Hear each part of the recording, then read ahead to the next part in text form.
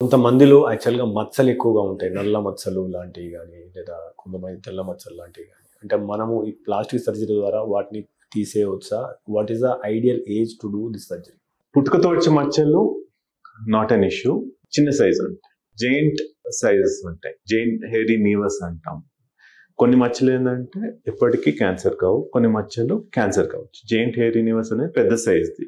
ఆ సైజ్ది ఏంటంటే ఎప్పటికైనా తీపించుకోవాలి. లేదంటే ఎప్పటికైనా ఫ్యూచర్లో క్యాన్సర్ కావచ్చు. ఇప్పుడు చిన్నపిల్లలు కాబట్టి పెద్దవాళ్ళు ఉన్నారు అనుకోండి. లైక్ ఎనీ మచ్చ పుట్టినప్పటి నుంచి ఉంది.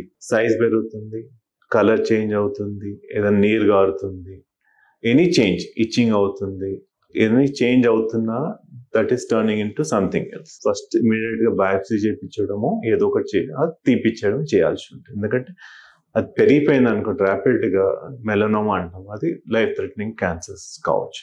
కొందరు ఫేస్ లో ఇట్లా ఎన్నో ఇయర్స్ నుంచి ఉంటుంది, చిన్నగా అల్సర్ అవుతుంది, బేసల్ సెల్ కార్సినోమా అవుతుంది.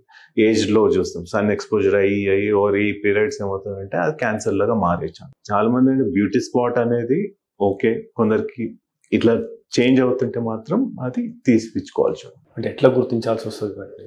సైజ్ చేంజ్ కావడం, కలర్ చేంజ్ కావడము, ఇచ్చింగ్ కానీ ఏదైనా డిశ్చార్జ్ కావడం, కొత్త మచ్చ రావడం దాని పక్కన, అలాంటివి ఏమైనా ఉంటే ఇమీడియట్ చెక్ చేయించుకోవాలి. 62 లక్షల మంది ప్రజల్లో మెడ్ప్లస్ బ్రాండ్ మెడిసిన్స్ కి మారడం వలన 915 కోట్ల రూపాయలు సేవ్ చేసుకున్నారు. అదే మెడిసిన్స్ అదే క్వాలిటీతో 50 to 80% డిస్కౌంట్లు.